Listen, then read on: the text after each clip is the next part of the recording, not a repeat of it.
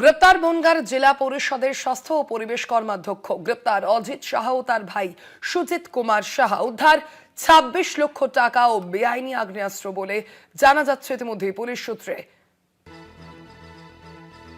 গ্রেপ্তার জেলা পরিষদের স্বাস্থ্য ও পরিবেশ কর্মাধ্যক্ষ। গ্রেপ্তার অজিত সাহা ও তার ভাই সুজিত কুমার সাহা। তাদের থেকে বেশ কিছু পরিমাণ টাকাও উদ্ধার করা হয়েছে।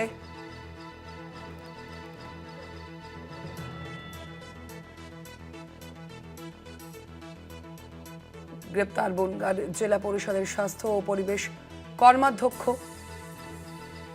গ্রেপ্তার অজিত সাহা ও তার ভাই সুজিত কুমার সাহা। ইতিমধ্যে তাদের বিরুদ্ধে বেশ কিছু অভিযোগ রয়েছে, যেমন একদিকে তার পাশাপাশি বিপুল পরিমাণ টাকাও উদ্ধার হয়েছে তাদের কাছ থেকে।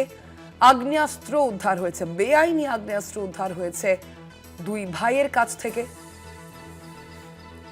জেলা পরিষদের স্বাস্থ্য ও পরিবেশ কর্মাধ্যক্ষকে এবার গ্রেপ্তার করা হলো।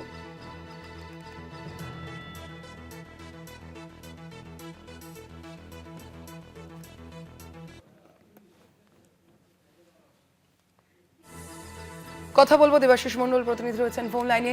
দেবাশিস, সেই দুই ভাইয়ের বিরুদ্ধে ঠিক কি কি অভিযোগ রয়েছে, তাদের থেকে কত পরিমাণ টাকা আর কি কি উদ্ধার হয়েছে?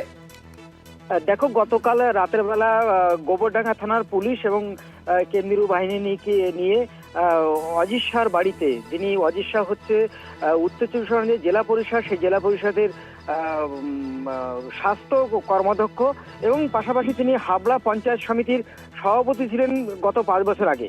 তো এই যে প্রভাবশালী একজন নেতা এবং তিনি জ্যোতিপ্রিয় মল্লিকের খুব ঘনিষ্ঠ নেতা, এবং তার বিরুদ্ধে গত ২৪শে মে একটি ওই বেতপুর গ্রামের একজন ব্যক্তি তিনি অভিযোগ করেন যে তার কাছ থেকে নিয়মিত তোলা আদায় করেন এবং গত কয়েক বছর আগে বেশ কয়েক লক্ষ টাকা দাবি করে তার কাছে আদায় করেছিলেন। এরকম একটা ২৪ তারিখে অভিযোগ করার পরে পুলিশ কিন্তু কালকে রাতের বেলা এই অজিত শাহকে গ্রেপ্তার করে। পাশাপাশি অজিত শাহর যে ভাই সুজিত শাহ, তিনি কিন্তু বিভিন্ন প্রমোটিং কাজের সঙ্গে যুক্ত রয়েছে, ঘরবাড়ি জমি জায়গা কেনা বেচার সঙ্গে যুক্ত রয়েছে, তাকেও কিন্তু গ্রেপ্তার করে। এবং গ্রেপ্তার করার সময় যেটা আমরা সেটা জানতে পেরেছি পুলিশ সূত্রে, যে তার কাছ থেকে প্রায় ২৬ লক্ষ টাকা উদ্ধার হয়েছে। পাশাপাশি ৬০০-র উপরে